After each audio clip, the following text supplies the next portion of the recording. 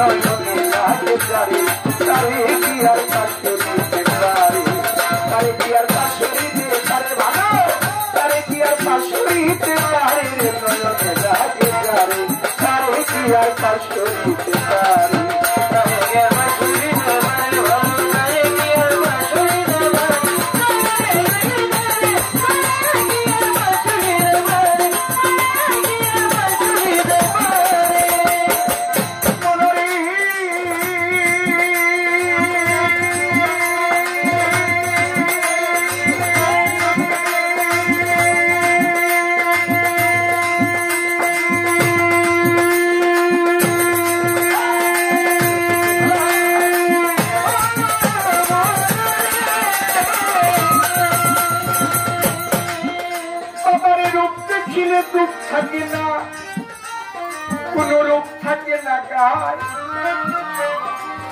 এমারত সব ফকিরের কথা শুনলে দুনিয়ার কথায় আমার ভুল করিয়া যায় রূপ দেখিলে দুঃখ থাকে না গো কোন রোগ থাকে না গা সম্বল ফকিরের কথা শুনলে এই দুনিয়ার কথায় আমার ভুল করিয়া যায় মনে একজন ভাবের মানুষ আমার মনে একজন সম্বল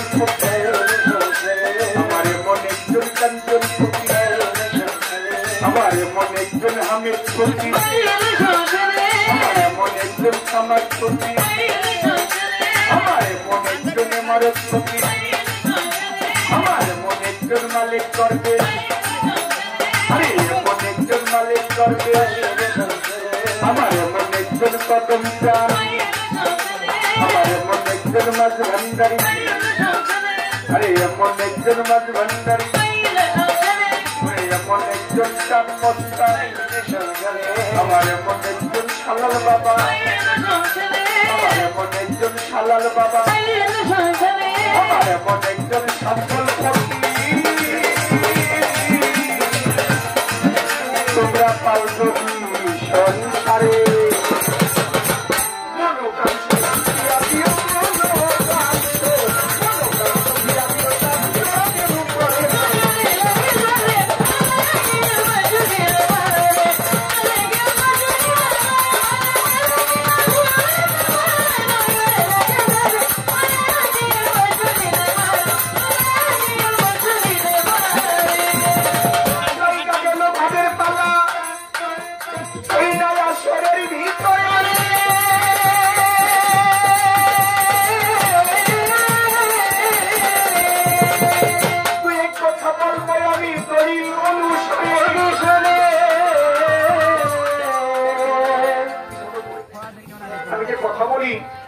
আমার কথাগুলো তাদের বুঝতে হবে তাই না বাবা কি যদি আমার কথাগুলো না বুঝে ওই তোমরা বিপক্ষের শিল্পে বিপক্ষের দুর্বাদক যে সাউন্ড দিয়ে বাজাইবো এইটার জন্য তোমরা বাজাইবা না তোমাদেরটা তোমরা বাজাও তাদেরটা তারা বাজাবে কিন্তু পাল্টা পাল্টি বাজাইতে গেলে জনগণের কমতি করবে আমি আগেই বলে দিলাম আমাদের উভয় শিল্পীকেই উভয় যন্ত্রীকে যারা আছে সবাই আমাদের আপন তাদের কোনো কষ্ট মনে না নেই কারণ আপনারা সকলের সহযোগিতা আমরা শিল্পীরা গান করি আপনাদেরকে ছাড়া আমরা কখনো গান করতে পারবো না তাই আপনাদের সহযোগিতার আমাদের প্রয়োজন আছে টাকা তো সকালে নিবেন ঠিক কিন্তু কম বাজায় নিন বেশি লাগবে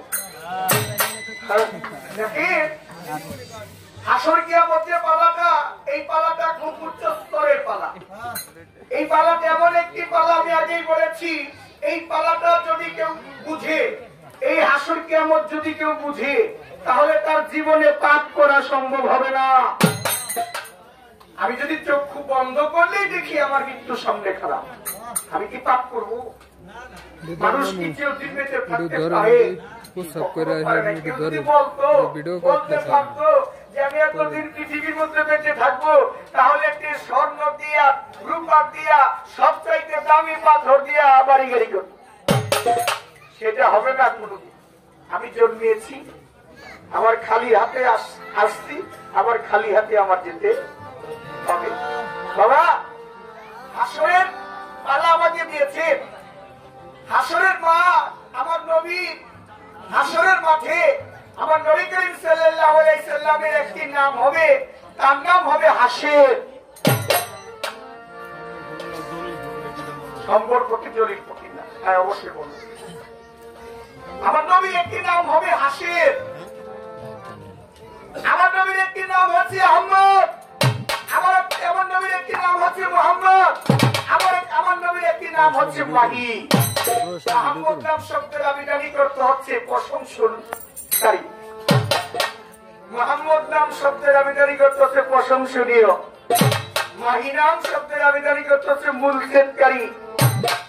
যিনি সকল কিছু মূল থেকে উপজিয়ে ফেলে দেন তাকে বলে মাহি। মাহি শব্দের অর্থ মূলছেদকারী। হাসের নামের শব্দের আবিধানিক অর্থ হচ্ছে সর্বপ্রথম হাসরের মাঠে আগমনকারী, তাই আমার নবীর নাম হচ্ছে হাসের। এই পৃথিবীর 40টা পৃথিবীর সমান, তার চাইতেও বেশি হবে। কিতাব প্রমাণ করেছে হাসরের মাঠ। হাসর শব্দের আবিধানিক অর্থ হচ্ছে পুনরায় উত্থান, অর্থাৎ পুনরায় একত্রিত হয়ে আপনার একসাথে দাঁড়াইতে হবে। হাসরের মাঠে একটি নাম হচ্ছে সাহারার মাঠ। সাহারা শব্দের অর্থাৎ মরুভূমি। ওইখানে কোনো গাছ বৃক্ষ তরুলতা ঘর বাড়ি কিছুই থাকবে না, শুধু মরুভূমি থাকবে, তাই হবে হাসরের মাঠ। হাসরের মাঠে আমার আল্লাহ ফেরেশতাদেরকে চিন্তা করে বলবেন, আল্লাহ যে কুরসিতে বসে, সেই কুরসিতে 4 জন ফেরেশতার কাঁধে নেবে, যে বলবে তোমরা যাও কোথায়?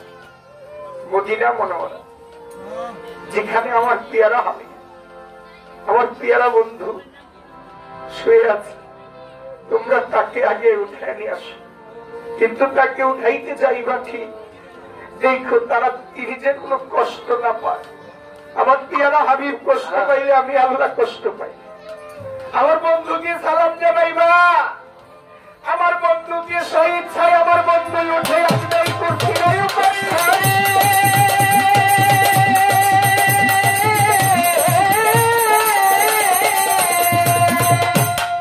খারাপ লাগে আপনাদের কাছে বাবা? আমার নবীর প্রতি মহব্বত আমরা নিজে করেছি, কিন্তু আমি উম্মত হইয়া আমার নবীর প্রতি আমার মহব্বত করতে পারি না। সে মনটা আমার তৈরি হইল না জগতের প্রতি। আমার নবীকে আমি ভালোবাসতে পারলাম না।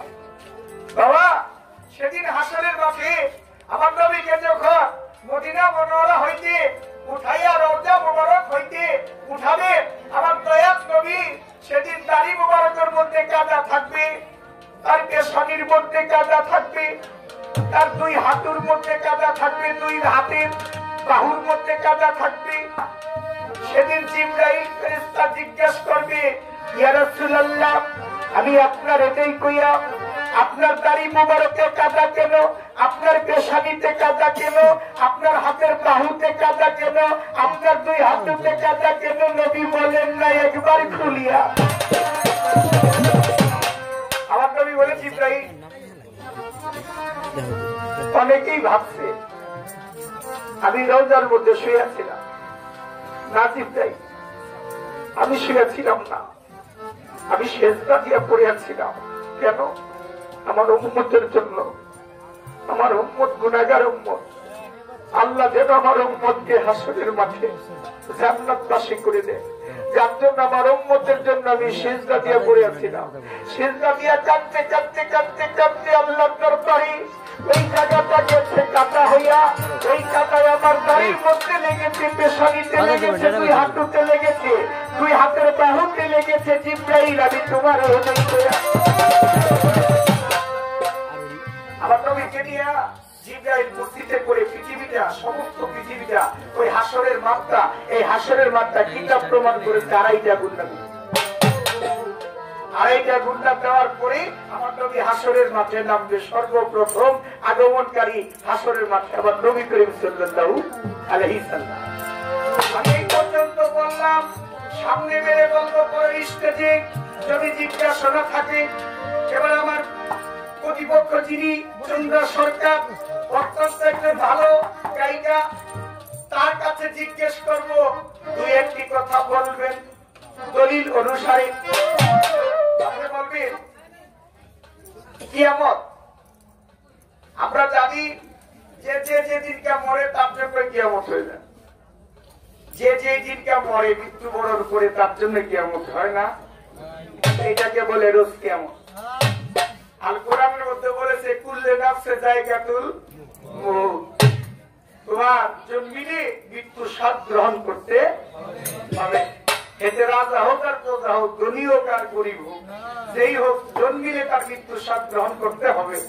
বাবা, জগতের মধ্যে আসার একটা সিরিয়াল আছে, যাওয়ার কোন সিরিয়াল নেই। আসার সিরিয়াল আছে, যাওয়ার কোন সিরিয়াল নাই। দেখবেন বাবার কাঁধে উঠে সন্তানের লাশ, তার চাইতে কি দুঃখ হতে পারে? বড় ভাইয়ের কাঁধে উঠে ছোট ভাইয়ের লাশ, তার চাইতে কি দুঃখ হইতে পারে? অনেক স্ত্রীকে রেখে স্বামী চলে যায়, স্বামীকে রেখে স্ত্রী চলে যায়, বাবা মা রেখে সন্তান চলে যায়। তাই জগতের মধ্যে আসার একটা সিরিয়াল আছে, যাওয়ার কোন সিরিয়াল নাই। তাই আপনি বলবেন কিয়ামতের বিষয়, আমি আপনাকে বলবো, আপনারা শুনেছি কিয়ামত হয়েছিল, কিয়ামত হইতেছে, কিয়ামত হবে। কিয়ামত হয়েছিল নূহ নবীর আমলে। নূহ নবী কিস্তি বানাইছিল, আল্লাহ পাক হুকুম করেছিল নূহ তুমি কিস্তি বানাও। নূহ শব্দের আমি দাবি করছে ক্রোধনকারী, নূহর অরিজিনাল নাম হচ্ছে গাফফার। নূহর নাম হয়েছে ক্রোধনকারী কেন? সবচাইতে বেশি ক্রোধনকারী কান্না করত নূহ, যার জন্য আল্লাহ তাকে নূহ বলে রেখেছে। নূহ কি কিস্তি বানাইছিল আল্লাহর জন্য, আল্লাহর হুকুমে, যে তোমার উম্মতদেরকে নিয়ে তুমি কিস্তিতে উঠবে, আমি কিয়ামত করে দিব। কারণ তৎকালীন সময় এমন একটা যুগ ছিল বাবা, ছেলে এবং ছেলেরা ছেলে জিনা করত। এই জিনা নূহ নবী সহ্য করতে না পাইরা আল্লাহ দরবারে প্রার্থনা করেছিল, আল্লাহ এই বিপদ থেকে তুমি মুক্ত করো। আল্লাহ বলেছিল নূহ তুমি একটা কিস্তি বানাও, এই কিস্তি বানানোর পরে কিস্তিতে তোমার উম্মতকে লইয়া উঠো। নূহ নবী একটা কিস্তি বানাইলো, যারা কাফেরদের দিন তারা নূহ নবীর কিস্তিটা দেখা ওই কিস্তির মধ্যে পায়খানা করে বের হলো। নূহ নবী কয় আল্লাহর কাছে, আল্লাহ তুমি তোমার হুকুমে কিস্তি বানাইলাম, আর এই কিস্তি পায়খানা বের বললো। আল্লাহ কয় নূহ তুমি চিন্তা করো না, যারা কিস্তি পায়খানা করছে এই পায়খানা আবার তারাই পরিষ্কার করবে। কি করবো? কিতাবের মধ্যে প্রমাণ করেছে 120 বছরের বয়সের এক বুড়িমা, এই বুড়িমা এই নূহ নবীর কিস্তিতে পায়খানা করার জন্য তার নাতিকে ডাকলো। নাতি নূহ বলে একটা কিস্তি বানাইছে রে, আরে কিস্তির মধ্যে সবাই তো পায়খানা করে। আমি তো কয়েকদিন করে মরে যাবো গাড়ি, আমি যদি মরার আগে যদি পায়খানা করতাম তাইলে মনে আমার আশাটা পূরণ হইত। ওই নাতিনের হাতে ধইয়া ওই বুড়ি গেছে কিস্তির মধ্যে পায়খানা করতো। আল্লাহর কি হুকুম, পায়খানা করতে গিয়া ওই বুড়ি কিস্তির মধ্যে পায়খানার মধ্যে ডুবে গেছে গা। কিছুক্ষণ পরে বুড়ি ওই পায়খানা হইতে লাভ দিয়ে উঠেছে, ছিল 120 বছরের বুড়ি, হয়ে গেছে গা 20 বছরের যুবতী। পায়খানার ভিতর হইতে বাহির হইয়া চাইয়া দেখে এখন আর 120 বছরের বুড়ি নাই, হে হয়েছে গা 20 বছরের ফেরি। এখন তো মাথা নষ্ট, সবাই কইতেছে সর্বনাশ, এই 20 বছরের 120 বছরের বুড়ি দিজুয়ান হয়ে জায়গা। ওই যত বুড়ি আছে সব দিয়ে নূহ নবীর কিস্তির মধ্যে পড়ছে। বুড়ি গেছে গেছে হইয়া এই ঘটনা সর্বস্তরে ছড়ায় গেল। যার কুষ্ঠরোগী ওই নূহ নবীর কিস্তির পায়খানা খাইলে কুষ্ঠরোগ ভালো হয়ে যায়। অন্ধ ব্যক্তি চোখে দেখে না, নূহ নবীর কিস্তির পায়খানা খাইলে অন্ধ ব্যক্তি ভালো হয়ে যায়। এমন করতে করতে কিস্তির পায়খানা খাইতে খাইতে খাইতে খাইতে এখন আর পায়খানা নাই। তারা কি করলো, ওই পায়খানা না থাকাতে পানি দিয়ে পরিষ্কার কইরা ওই পানি পর্যন্ত তারা পান করেছে। আল্লাহ কয় নূহ দেখছো আমি কি করতে পারি, একবার কি দেখেছো আমি কি করতে পারি? আমার প্রশ্ন আপনার কাছে একটা, এই যে নূহ নবী যে কিস্তি বানাইছিল, নূহ নবীকে একটা বুড়ি সংবাদ করেছিল, নূহ তুমি যখন কিয়ামত হবে তোমার কিস্তিতে আমাকে নিয়ে যাবে। যখন কিয়ামত হবে তুমি তোমার কিস্তিতে আমাকে নিয়ে যাও। কিন্তু কিছুদিন পরে দেখে নূহ ওই রাস্তা দিয়া যায়, আর ওই বুড়িমা জিজ্ঞেস করে কি নূহ কিয়ামত কি হয় নাই? নূহ বলে কি কি বলো বুড়িমা, কিয়ামত তো হয়ে গেছে, তাহলে তো আমি তো আলাপ পাইলাম না। আমি অনেকেই জিজ্ঞেস করেছি, তারা কয় এই নূহ নবীর উপরে বিশ্বাস ছিল যার জন্য বুড়ি আলাপ পায় নাই। আসলে আপনি সঠিক কথাটা বলবেন, এই যে বুড়ি বেটি কিয়ামত সম্পর্কে জানলো না, কারণটা কি? বিশ্বাস কারণ এইটাই নাকি অরিজিনাল হাকিকত কিছু আছে? বলবেন দয়া করে, এই যে নূহ নবীর বুড়িটা, এই বুড়িটা কিয়ামত সম্পর্কে জানলো না, কারণটা কি? কিয়ামত হয়ে গেল, বুড়ির কোনো খবর নাই। ভালো লাগে না, এইটা হলো আরেক প্রশ্ন। এক লগে 10 জন লোক থাকলে বাবা যত বানাইলে করছি কি 10 জনের হইব না? যদি নদীতে নৌকা ডুবে তাহলে 10 জনে ডুবে মরবো না? আচ্ছা, কেউ বাঁচতে পারে, কেউ বাঁচে না, এটা তার ব্যাপার, ঠিক আছে, মালিক যারাকে রক্ষা করে করতে পারে। বাবা আর মেয়ে দুইজনের একসাথে কিয়ামত হয়েছিল। বাবাও কিয়ামতের অন্তর্ভুক্ত হয়েছে, মেয়েও কিয়ামতের অন্তর্ভুক্ত হয়েছে। আমার একটু জানার বিষয়, এটা কোন আমলে, কার আমলে?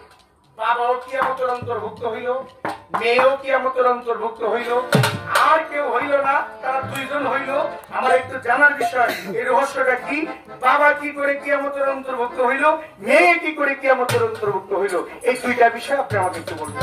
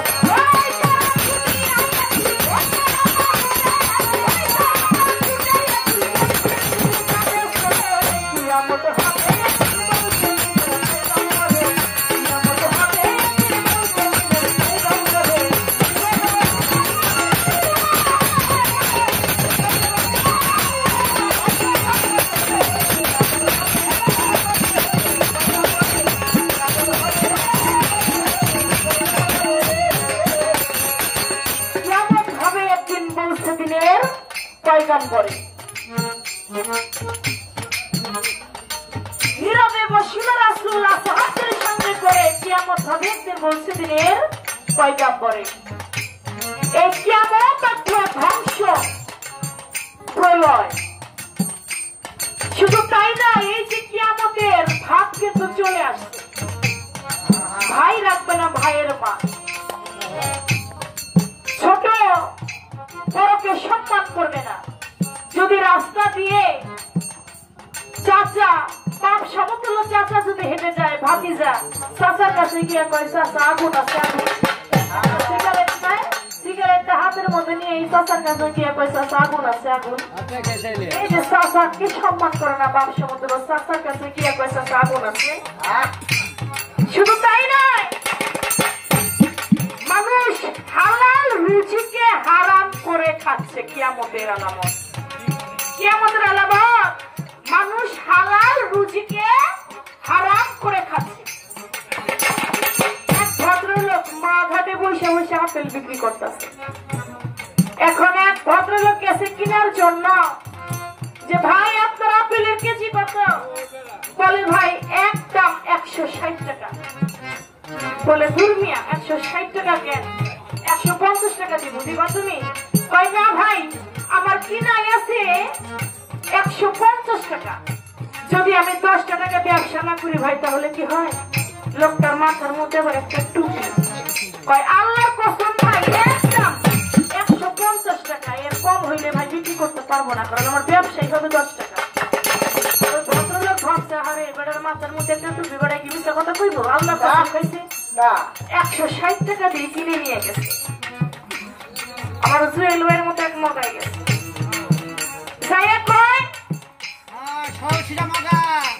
ভাই আপনার আপেলের কেজি কত? বলে ভাই 160 টাকা। কয় দূর মিয়া, পাশে দোকানদার বিক্রি করতেছে 150 টাকা, তুমি 150 টাকা দিবা? কয় দেন ভাই, টাকা দেন। টাকা নিচ্ছে, টাকা নেওয়ার পরে আপেল কেজি নিয়ে কিছু দূর গেছে। যাওয়া মাত্র ওই লোক আবার আসছে, কিরে ভাই এই মাত্র আমার কাছে বিক্রি করলেন 160 টাকায়, আপনি বললেন আল্লাহর কসম 10 টাকা আমার ব্যবসা হবে, আপনি ওই লোকের কাছে যে 150 টাকায় বিক্রি করলেন, আপনার মাথার মধ্যে টুপি নিয়ে আপনার কি মানা মনে দম নাই? থামো তুমি। পকেট তো হাত দিয়ে আর একটা টুপি বাইর করছে, আর একটা টুপি বাইর করে কয় মিয়া, এটা যে মাথার মধ্যে যেটা দেখতেছে ওইটা আমার ব্যবসার টুপি, আমার টুপি আমার পকেটে। এই যে হালাল রুজিকে হারাম করে খাচ্ছেন, আমাদের টুপি পকেটে রেখে ব্যবসা টুপি মাথায় নিয়ে আমরা তোমার ব্যবসা ছিল হালাল, তুমি তা কি করলে? এটাকে হারাম করে তুমি খাচ্ছ। আমার দয়াল নবী ব্যবসা করতেন, তিনিও ব্যবসা বাণিজ্য করতেন, তিনি হালাল ভাবে ব্যবসা করতেন, হারাম করে না। তাই আমরা যেন সেই নীতি ভাবে চলে, এটাকে আমাদের আমল। আমার কাছে প্রশ্ন করলেন, আমার নূহ নবীর বেলায় একটা পুরী, তিনি বলছিলেন যে নূহ নবী তুমি তো শুধু বলতেছো কিয়ামত হবে, কিয়ামত হবে, তবে আমি তো বৃদ্ধ মানুষ বুড়ি। নূহ নবী তোমার কিয়ামত আলামত যখন কিয়ামত ঘনাবে, তুমি সেদিন কিন্তু আমাকে সঙ্গে করে নিয়ে যাবে। এদিকে কিয়ামত শুরু হয়ে গেছে, নূহ নবী তো ওই কথা বুড়ির কথা ভুলে গেছে, বুড়ির কথা মনে নাই। ওই জাহাজটা ছেড়ে দিয়ে নূহ নবী মাছ দরিয়ার মধ্যে চলে গেছে। এদিকে কিয়ামত হইতেছে, বুড়ি টের পায় না কিছু। কেন টের পাইল না? বলে অনেকেই বলে যে নূহ নবীর প্রতি বিশ্বাস ছিল বলে। মিরাজ দেওয়ান সাহেব, আপনি জানেন অনেক শিল্পী বলে, কিন্তু চন্দ্রা বলে না। এটা আর কেউ না জানে, এটা আপনার জানা কথা। যেমন এই যে নূহ নবী, তিনি কি করলেন? আল্লাহর কাছে ফরিয়াদ করলেন, হে মাওলা, কিয়ামত যখন ঘনায় আসবে, তখন আমাকে একটা বুড়ি বলছিল, নূহ নবী গো তুমি আমাকে সঙ্গে করে নিয়ে যাও। মাওলার আমি তো মনের ভুলে তাকে রেখে খাচ্ছি। চোখের পানি ছেড়ে দেন, নূহ নবী সেটা কান্না করছিল। মাওলা তুমি আমার এই চোখের পানি উশিলা কইরা হইল, মাওলা তুমি ওই মহিলাকে কিছু কইরো না, ওই মহিলার যেন কিয়ামতে তিনি যেন ধ্বংস না হয়। মাওলা তুমি দয়ার সাগর, মাওলা তুমি তোমার এক নাম রহিম রহমান, তোমার মহিমার কোনো সীমা নাই মাওলা গো, ওই মহিলার যেন ধ্বংস না হয়। আল্লাহ পাক নূহ নবীর ফরিয়াদ কবুল করে নিলেন। প্রলয় যখন শেষ হয়ে গেল, যখন কিয়ামত শেষ হয়ে গেল, শেষ হয়ে যাবার পরে নূহ নবী ওই মহিলার খোঁজে না জানি মহিলার বোধহয় কিয়ামত হয়ে গেছে, যাইয়া দেখতেছে বুড়িরে ডাকতেছে, বুড়ি মা। বুড়ি একটা গাছের ফাঁকা থেকে কিছু গাছের গাছটা নেই, সে গাছের থেকে ফাঁকা হয়ে তিনি বের হয়ে আসছে। বলে বলো নূহ নবী, বলে তুমি এখনো আছো? বলে কেন? বলে তুমি কি জানো না? বলে কি? বলে আল্লাহ পাক কিয়ামত ঘটিয়ে দিয়েছিল, কিয়ামত হয়েছিল। বলে কি বলো তুমি? ওই আমি তো কিছুই জানি না। তখন বলতে লাগলো তুমি কিছু জানো না? বলে না। তখন বলে ও, তখন নূহ নবীর মনে পড়ে গেছে, আরে ওই যে আমি তো আল্লাহর কাছে ফরিয়াদ করেছিলাম, তাহলে আল্লাহ পাক বোধহয় আমার ফরিয়াদ শুনেছেন। নূহ নবীর ফরিয়াদের জন্য সেদিন ওই মহিলার কিয়ামত হয়েছিল। কিয়ামতের প্রতি আমার আল্লাহ পাক বলেছে, হে আমার বান্দাগণ, আমার আল্লাহ পাক আছে, তাকে না দেখে বিশ্বাস করার কথা, তাকে না দেখে বিশ্বাস করতে হবে। মানুষ আল্লাহর ফেরেশতা আছে, তাদেরকে ফেরেশতা আছে, আমরা কি কখনো দেখছি? দেখি নাই। ফেরেশতা আছে, তাদেরকে বিশ্বাস করতে হবে। আল্লাহ রাসূল কারীম সাল্লাল্লাহু আলাইহি ওয়াসাল্লাম তিনি আছে, তাকে কি আমরা দেখেছি? দেখি নাই। তাকে বিশ্বাস করতে হবে। কিয়ামত হবে, এই কিয়ামতের প্রতি আমাদের বিশ্বাস রাখতে হবে। ওই মহিলাও এই আল্লাহর প্রতি বিশ্বাস রেখেছিলেন, কিয়ামতের প্রতি তিনি বিশ্বাস রেখেছিলেন, এই জন্য সেদিন তিনি ধ্বংস হন নাই। আমার কাছে আরো একটি প্রশ্ন করেছে, দেখা গেল রে, আরে যেইভাবে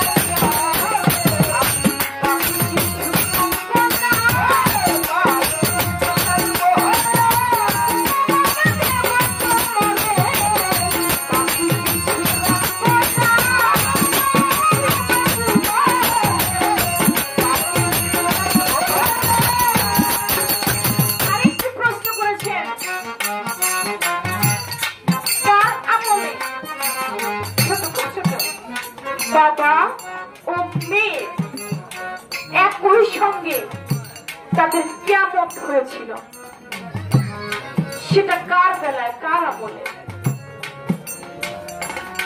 আল্লাহর একজন নবী, যার নাম ইউনূস নবী,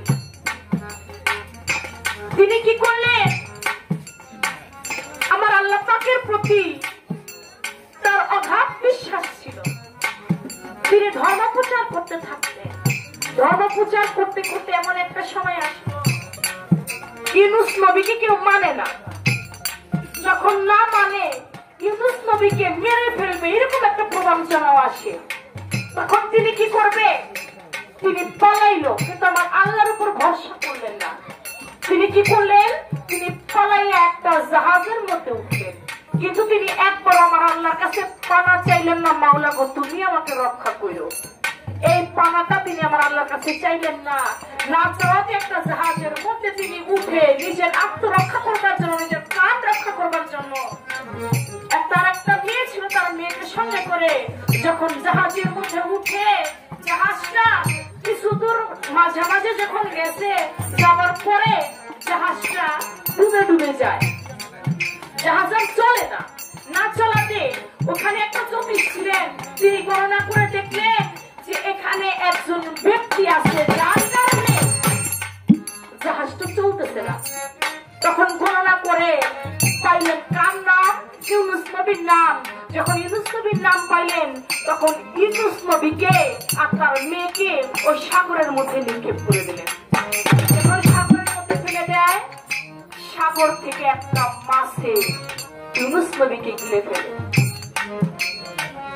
ওই মাছের পেটে 40 দিন পর্যন্ত ইউনুস নবী ছিলেন। 40 দিন পর্যন্ত থেকে আমার আল্লাহ পাক পারেন না এমন কোনো কিছু আছে বাবা? এমন কোনো কিছু নাই।